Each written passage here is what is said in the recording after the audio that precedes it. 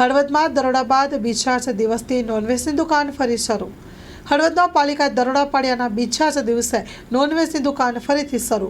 Road ઉપર દબાણ કરીને ગેરકાયદેસર ખડકાયેલ નોનવેજની દુકાન કાયમી બંધ કરવા તંત્ર શું પગલાં લે છે તેના ઉપર નગરજનો મીટ માંડીને બેઠા છે।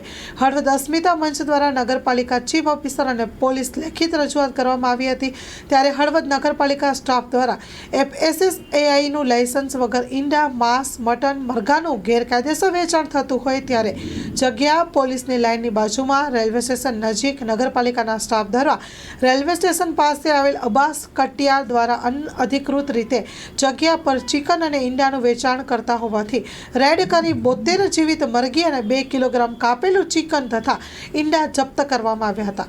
જીવિત મરઘીઓને હળવદ પાંજરાપોળ ખાતે મોકલી આપવામાં આવી છે અને અન્યનો નાશ કરાયો છે।